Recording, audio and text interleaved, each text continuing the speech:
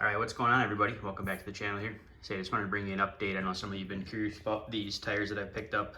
Well, it's 2 years ago now, actually going on 2 years.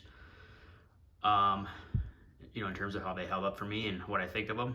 These are the Cooper Discoverer AT3. You can see the XLT version. Coming down here, you can see I got them in the LT 295 7018 with the 129 load index. So these are E-rated tires.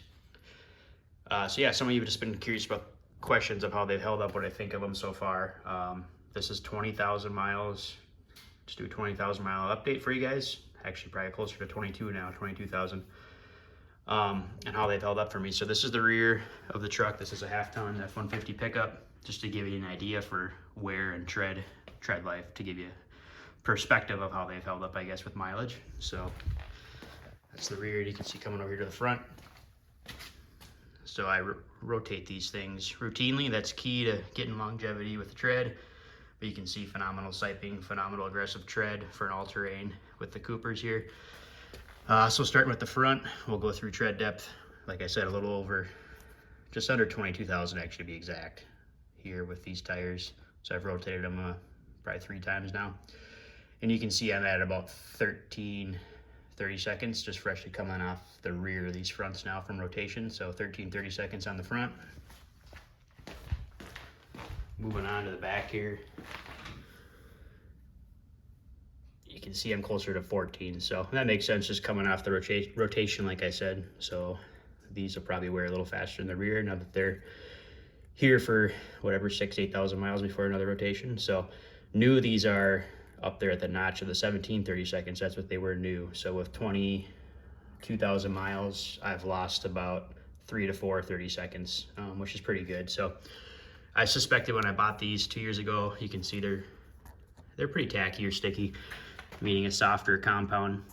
I don't know if you can see that in the video or not, but what I would relate this to or compare it to would be like my previous Falcon Wild Peak AT3Ws, which was definitely a stiffer compound.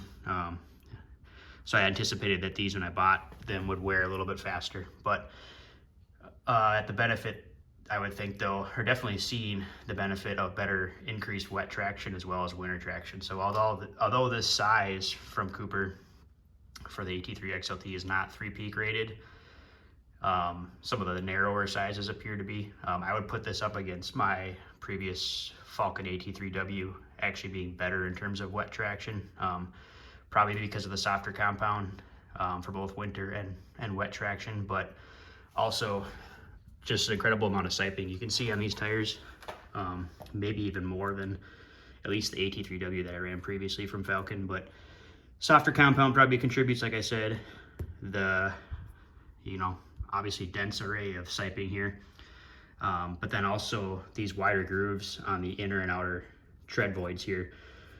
These channel voids for water evacuation, I think, are much wider, obviously, than some of the all-terrains I've ran previously. So I think that contributes to especially wet and wintry type traction being enhanced, I should say. So all in all, phenomenal tire.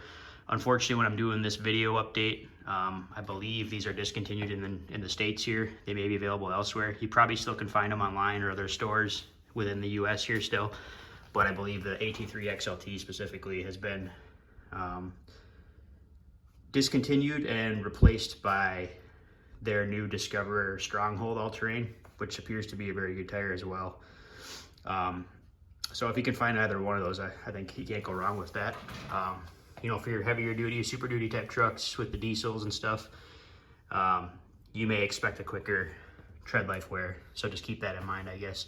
That's kind of expected with a lot of the all-terrains, that they probably wear faster, just the more torque and that kind of thing. But on a half-ton, give you perspective, 20,000 or 22,000-ish miles, you can see I lost about 3 to 4 30 seconds. So all in all, it's wearing very well. Rotation's key with that.